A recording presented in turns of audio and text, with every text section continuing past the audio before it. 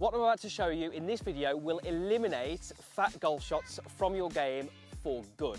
And the good news is there's only two reasons that you would hit a fat golf shot, and we're going to address both of those in this video with some really, really simple drills. The first way, which is probably the less common one, we're going to address the more problematic reason a little bit later in the video.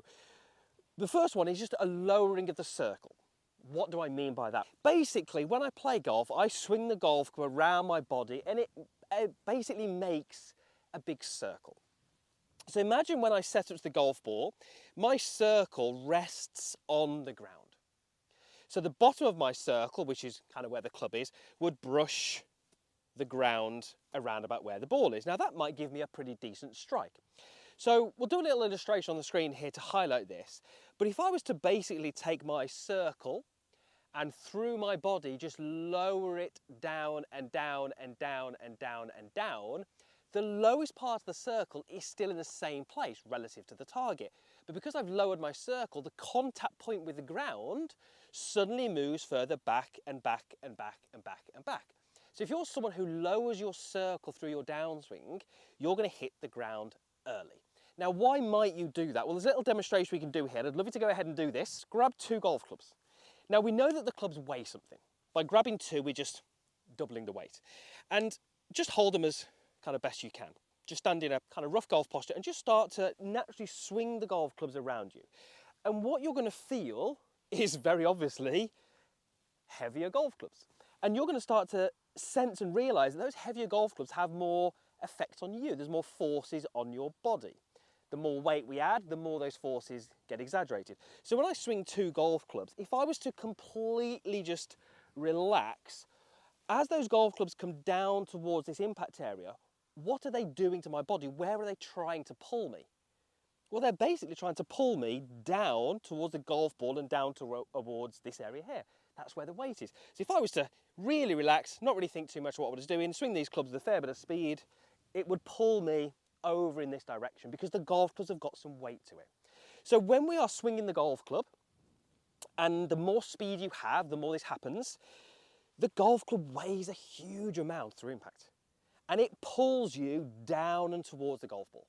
So it would not be uncommon for that effect to cause you to hit the ground heavy, lose a little bit of balance, and I'm sure you've been there. I'm sure you've hit a shot where it's been heavy, you felt really off balance. Well, basically that's you not offsetting the weight of the golf club. And all the shots that we hit, we have to do this. So when we look at the great players, what is actually happening? Well, there's opposing forces. The golf club is trying to pull the golfer down in this direction. The golfer is pushing back in the opposite direction. If you can offset those, you can balance that out. That's what great golfers do. So here's the little exercise I'd love you to do. Take your setup just inside the golf ball, and you're going to put yourself into around about a halfway delivery position. A little bit of flex in the knees, and I want you to think about the belt line or the top of your trousers. And I want you to go through with a fair bit of speed, and as you go through, you're going to take the flex out of your legs, and you're going to feel like the level of your belt rises a fraction. As you're doing that, there's going to be some rotation as well. So I appreciate you can't probably see my belt, but as I go through, what I don't want to do is do that, where there's no movement in here and the weight of the club is pulling me down towards the ground. The correct movement would be one where we make this movement. And you'll notice that yes, I've got some rotation, but look at the flex that's in my knees. It's completely gone because I've pushed. As I've rotated, my belt level here is higher than it was at the start of that exercise. And through a golf swing, it's that movement, the straightening of the legs, the pushing away from the ground and the rotation, which offsets the forces that are being applied onto you from the golf club. Now, very often we don't think of that. You know, we just swing a club around our body and it feels relatively light when we pick it up. But the reality is, when you're playing golf, there are forces there that you need to fight against.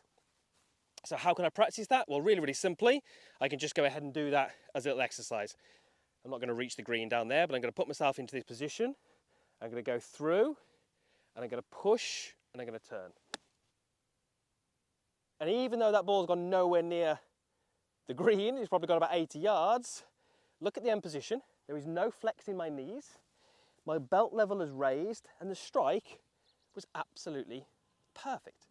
You'll notice that I've got an alignment stick stuck in the ground. It's at a very, very shallow angle. We'll talk about where that is in a moment. So I take my setup. This time my circle rests perfectly on the ground.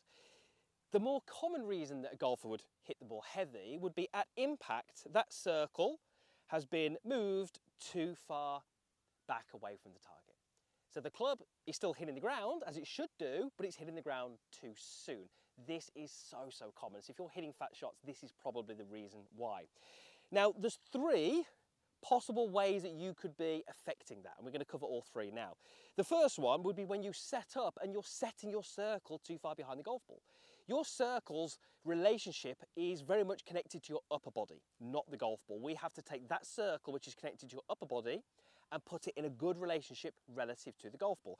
So if I was to take my setup here, and I appreciate this is very exaggerated, but if I was to take my setup like this, you can see very clearly how this setup would create a circle which lands way too far behind the golf ball. Now that's extreme, but what isn't extreme is ball a little bit too far forward, golfer leaning a little bit away from the target, maybe the hips are a little bit back, and these are all relatively small movements, but when we put them together, we're setting up, and as a coach, I look at this and I think, you're setting your circle too far behind the golf ball. Now you can still strike it well from there, but you've got to give yourself, well, you've given yourself so much more to do. So it will depend a little bit on the golf club you've got. I've got a pitching wedge in my hand here, so I want that ball pretty much middle of my stance. I would like my weight very, very fractional on that lead side. And the reason I've got that alignment stick there is because it gives me a great visual. I can see that that golf ball, from my viewpoint, is directly underneath this alignment stick. And that's why I've set this up. If I just drift a little bit too much to my right-hand side, I can now see the golf ball behind the alignment stick. That gives me some feedback. Which brings us on to the second way that you could be moving your circle backwards, which is backswing, drift, sway, lateral movement, whatever you want to call it. I'm sure you know what that looks like.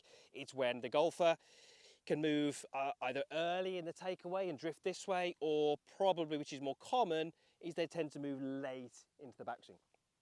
If at the top of the backswing you've drifted too much away from the target, similar to what we were saying in that first point, you've taken that circle and you've moved it behind the golf ball. Great golfers don't do that. They stay very, very centered. Now what they're doing, which is incredibly hard to see on camera, is they are shifting pressure into this trail leg. What they're not doing is they're not taking their mass, their weight, and drifting it over in this direction. So this is one of my favorite drills. You might have seen this before, but I would encourage everybody to do this because it's brilliant. It's just a great drill that opens your eyes to what good golfers do and maybe what you don't do. You take a setup. I've still got my alignment stick for a reference.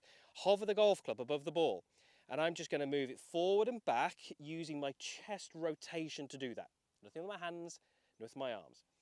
And as I do that, I don't feel any movement in my feet at all.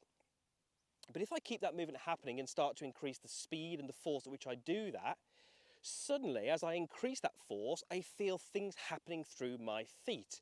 Now, if we could measure that, we would see the pressure moving between both feet. And it's doing that because it's got to help me move the golf club. Really important. So as I'm doing that, look at my head. Is it moving? No, it's staying nice and centered. So once I've got this movement happening and I can feel that pressure moving between the feet, I'm just going to take this up to a backswing.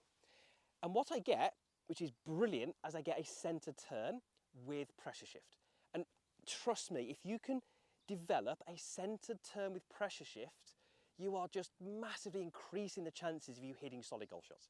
If you're moving weight, that's no good. If you're drifting, that's no good. This exercise is absolutely brilliant. We'll hit shots in a moment this way, but I would encourage everybody who struggles with strike to try this drill. Start slow, build up, I can feel it. I can feel that pressure going between the feet. Take that pressure up to the top. That's my perfect backswing. So I've got my circle set at address. I've kept it there through the backswing. In the downswing, what great golfers do to make sure they never hit fat shots is they take that circle and they shift it forwards. As they shift it forwards, we're moving more towards the possibility of a slight thin shot. But you know what? When you're playing golf, slightly thin is way better than slightly heavy. So what they do is they will tend to keep their upper body fairly centered, but they make a significant lateral shift across to this lead side. Now, we're going to take this alignment stick, we're going to take it out the ground. and we're going to drop it just behind the golf ball. And you can see that that's probably, well, maybe just more than my club head width behind the golf ball, and I've got it sort of just inside the ball. Now from setup, if I was to move the club back and forth, you can see that I would make contact with it. So what I'm trying to do is I'm trying to make a movement where in my downswing I shift, I add some rotation, which causes the club to land in such a way that I would not be hitting the alignment stick. And hopefully from that face on camera you can see that my head is not moving, but you can see that the contact point is always starting where the ball is. It's never back behind the golf ball. And if we can learn one thing from the great golfers, is they will never land the club behind the golf ball. They always land the club where the ball is or target side of that. I can put all three of these together. I can take a setup, making sure that my boxes are all ticked. I can start my little movement here. I can build that into a backswing, and I can land the club. And what I'm really doing here is giving myself way more chance of hitting good solid golf shots. I'm almost eliminating the fact that I'm going to hit a fat shot, because there's nothing in my technique now which would cause that circle to be back or down.